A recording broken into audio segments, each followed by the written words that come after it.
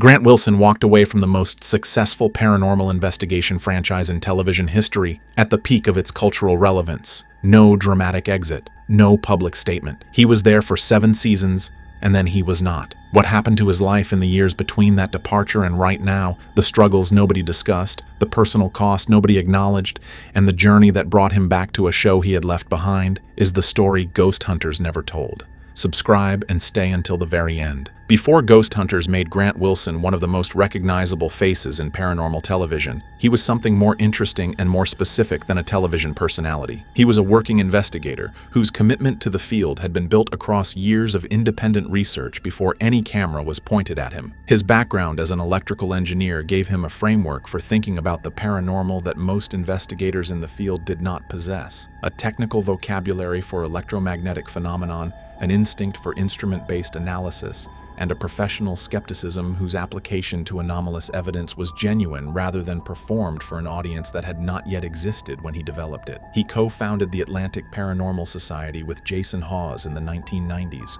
not as a media venture or a commercial operation, but as a genuine attempt to bring methodological rigor to a subject that the institutional scientific community had declined to engage with seriously. TAPS was built around a specific proposition: that the paranormal deserved the same evidentiary standards that any other empirical inquiry applied to its subject matter, and that the results of rigorous investigation deserved to be reported honestly regardless of whether those results confirmed or denied the paranormal interpretation of the evidence being examined. That proposition, its intellectual honesty, its methodological seriousness, and its resistance to the motivated reasoning that the paranormal field's culture has always generated in abundance, is what distinguished Grant Wilson from the landscape he was working in before Ghost Hunters existed. He was not looking for ghosts because he believed in ghosts. He was looking for evidence because he believed in evidence. That distinction is the foundation of his credibility and the source of the specific personal cost that the years following Ghost Hunters produced in him. Because the gap between what his investigation found and what the institutional framework around it was willing to acknowledge became,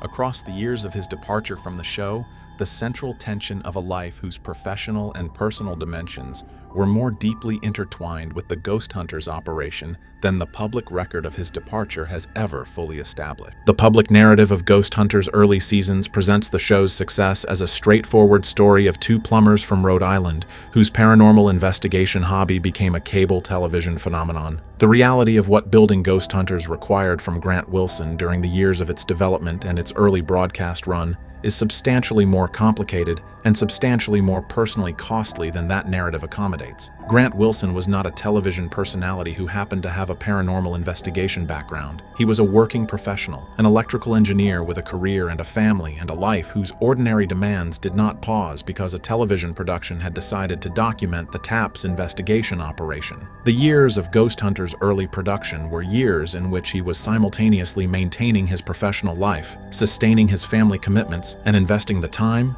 the energy, and the personal exposure that a cable television production whose content is built around the presenter's genuine personal experience demands in ways that scripted television does not. The personal exposure dimension is the one whose cost the public record underestimates most significantly. Ghost Hunters worked because Grant Wilson's investigation experience was real and his responses to what the investigations produced were genuine. That genuineness was not free. Every season of the show required him to bring his actual self, his actual beliefs, his actual methodology, his actual responses to anomalous evidence, into a production context that shaped those genuine elements into entertainment content. The management of the distance between the authentic investigation and the broadcast version of that investigation across 7 seasons of production is a specific and sustained personal labor whose cumulative toll the people who worked closest to Wilson during the production years have described in accounts that the official narrative of his departure has not incorporated. He was not simply a presenter who decided to take a break from a demanding schedule.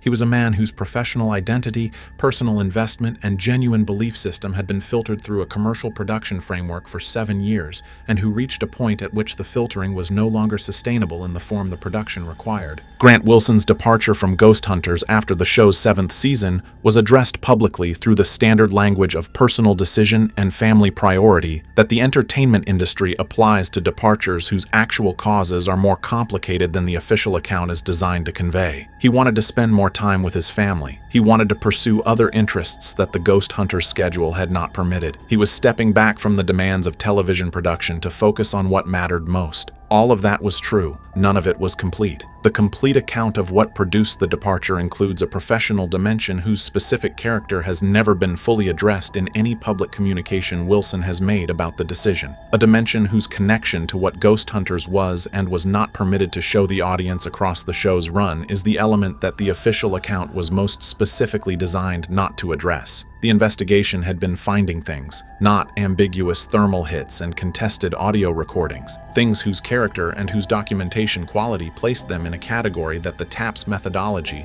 had established the evidentiary standard to assess seriously, and that the broadcast format had been consistently managing into a presentation whose implications for the audience were substantially less significant than what the complete investigation record contained. Wilson had been living with that gap between what the investigations produced and what the audience was shown, across 7 seasons of production. The management of that gap had been the specific personal labor whose cumulative toll the official account of his departure describes in terms of family and schedule without addressing in terms of professional integrity. He is a man who built his investigative identity on the proposition that evidence deserves to be reported honestly. 7 seasons of watching the most significant evidence the investigations produced be managed into a form that honored the entertainment format, rather than the evidentiary standard had produced in him a reckoning whose resolution the official account characterizes as a personal lifestyle decision rather than a professional crisis of integrity. The departure was both. The official account addressed only one of them. The period between Grant Wilson's departure from Ghost Hunters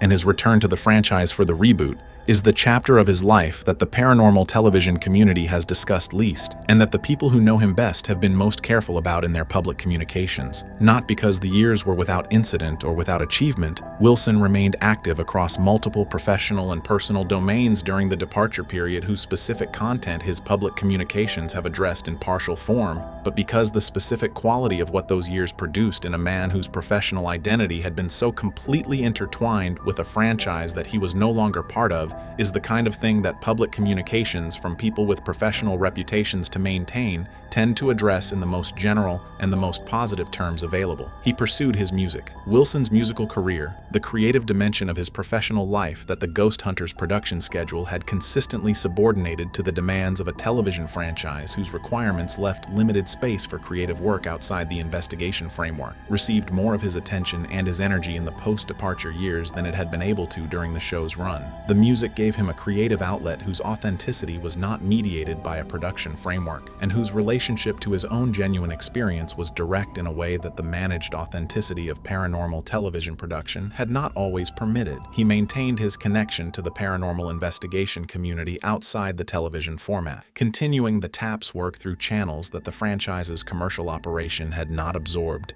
engaging with the research community in ways that the broadcast format's demands had consistently crowded out, and processing the complete investigation record that the show's archive contained in a way that the production schedule had never allowed during the years of active filming. What that processing produced in him, what 7 seasons of complete investigation footage reviewed outside the editorial framework that had managed it into broadcast content communicated to the man who had conducted the investigations, is the element of the departure years whose specific content has shaped everything that followed it. Grant Wilson's public image across the Ghost Hunters years and in the period following his departure has been shaped by the specific combination of professional credibility and personal reticence that has always characterized his public presence, the image of a methodologically serious investigator whose personal life exists at a comfortable and maintained distance from the public narrative of his professional work. That distance is not accidental, and it is not simply a product of the media training that television personalities receive. It reflects a genuine preference for privacy, whose specific character has made Wilson one of the most difficult subjects in the paranormal television landscape to write about with any depth, because the depth of what his professional history contains is matched by the depth of his preference for not discussing the personal dimensions of what that history produced in him. What the people closest to him during the departure years have communicated in partial and carefully worded accounts is enough to establish that the years between his departure from Ghost Hunters and his return to the franchise were not simply years of creative exploration and family focus. They were years whose personal dimension contained the specific kind of difficulty that sustained professional dislocation produces in people whose identity has been built as comprehensively around a single professional project as Wilson's had been built around ghost hunters and the TAPS investigation operation. The question of what you are when the thing that defined you professionally is no longer the context in which you operate is not a question with an easy answer for anyone. For Grant Wilson, whose professional identity had been built on an investigation methodology whose most significant findings the commercial framework around it had never been permitted to fully acknowledge, the question carried an additional weight that the ordinary professional dislocation of a television departure does not typically impose. He knew what the investigations had found. He knew what the broadcast record did not contain, and the years of operating outside the institutional framework that had managed that knowledge were years in which the specific tension between what he knew and what the public record contained was his to carry without the production infrastructure that had previously managed it. Grant Wilson's return to Ghost Hunters for the franchise's reboot, the new production that brought him back to the investigation format in the context of a different network relationship and a different production infrastructure than the original sci-fi run had provided, was received by the paranormal television community as a straightforward comeback story. The man who had left returned. The audience who had followed the original run reconnected with a presenter whose investigation credentials were as intact as they had been when he departed. The reboot gave Wilson a platform whose commercial framework was different enough from the original production's framework to make the return feel like something other than simply picking up where he had left off. What the return actually meant for Wilson, in the specific terms of what bringing his investigation methodology back into a broadcast context after the years of operating outside one produced in a man whose relationship to the gap between investigation findings and broadcast content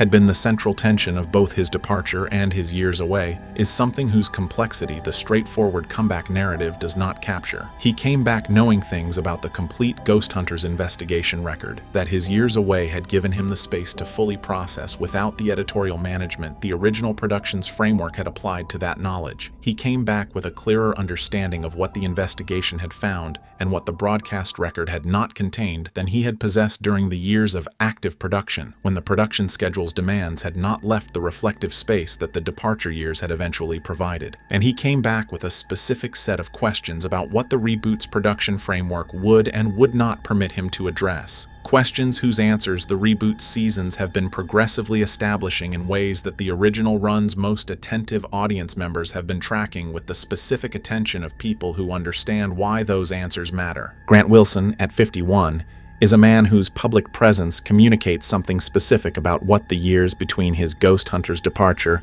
and the present moment have produced in him, something that the straightforward professional biography of a paranormal television presenter does not fully account for, and that the people who engage with his current public communications most closely have noted as a quality whose character reflects the specific journey his professional and personal life has taken across the departure years and the return. He is more direct, not more dramatic. The performative intensity that the Ghost Hunters format sometimes demanded of its presenters is not more present in his current public communications than it was during the original run. More direct in the specific sense of a person who has spent years processing something significant, and who has reached a point in that processing at which the management of the distance between what he knows and what he says publicly has become less sustainable than it was when the production infrastructure was doing a portion of that management for him. The specific quality of his current public communications about the Ghost Hunters investigation record, about what the complete archive contains, about what the broadcast versions of the most significant investigations presented to the audience and what they left out, and about his own understanding of what the investigation methodology produced across its sustained application to the paranormal question, is different from the quality of his communications during the original run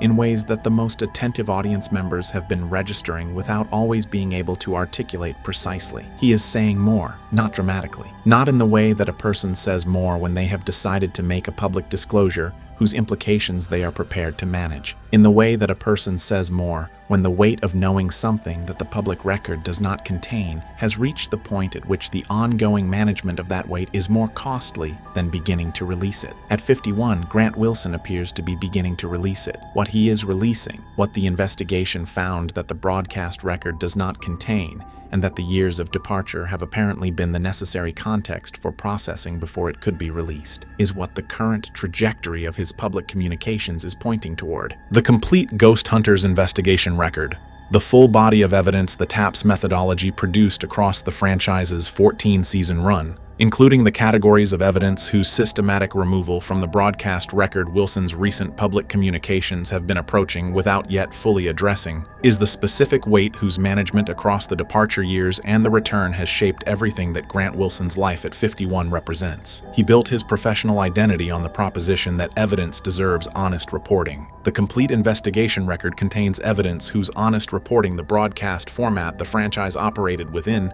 was not built to support. That tension between the foundational proposition of his professional identity and the institutional reality of the commercial production framework within which that identity had been built, is the specific tension whose resolution the departure years were apparently necessary to begin approaching. What the complete record contains, in the terms that his recent public communications have been establishing through the progressive disclosure of what the broadcast record does not include, is evidence of a class that the TAPS methodology had established the evidentiary standard to assess seriously, and that the broadcast format had managed into a presentation that honored the entertainment requirement rather than the evidential one. The interactive evidence class, the instances in which the investigation's direct engagement with phenomenon present at specific locations produced responses whose character indicated genuine intelligence rather than residual energy, is the category whose complete documentation represents the most significant gap between the broadcast record and the full investigation archive. The physical evidence class, the documented instances of physical effects on investigators and physical changes in investigation environments that the conventional explanation process failed to account for, represents the second significant gap whose extent Wilson's recent communications have been approaching. And the personal experience class, what Grant Wilson himself encountered across 14 seasons of direct engagement with the paranormal that the broadcast format's managed authenticity never fully represented, is the category whose disclosure the trajectory of his current communications suggests is the destination toward which everything he has been saying is moving. Grant Wilson is 51 years old. He has spent more than half of those years in sustained, serious, methodologically rigorous engagement with the paranormal question, first through TAPS's independent investigation operation, then through 14 seasons of Ghost Hunters, then through the departure years whose specific personal and professional content has shaped everything his public communications are currently doing, and now through the return that his current trajectory is revealing as something more significant than a straightforward career comeback. The life that produced the man making the public communications he is currently making is a life whose full weight the official narrative of the Ghost Hunters story has never captured. Not the tragedy of it in the dramatic sense of catastrophic loss or public failure, but the tragedy of it in the specific and consequential sense of a man whose deepest professional commitment was to honest evidence reporting, who spent the central years of his career inside an institutional framework whose relationship to the evidence was managed rather than honest. That tragedy is not without resolution. The resolution is what his current trajectory is pointing toward, the progressive movement toward a complete public account of what the Ghost Hunters investigation found that the broadcast record has never contained, delivered by the man whose credibility makes it the most significant account of that record that anyone could provide. At 51, Grant Wilson appears to have reached the point at which the cost of continued management of the gap between what he knows and what the public record contains has exceeded the cost of beginning to close it. What he is building toward, the specific disclosure whose approach his current communications represent, is the most significant thing he has ever been associated with. More significant than the franchise, more significant than the methodology. The full account of what 14 seasons of rigorous paranormal investigation found, in the voice of the man whose standards established what finding something means. The life took a tragic turn. The turn is not where the story ends. Where it ends is what he is building toward right now.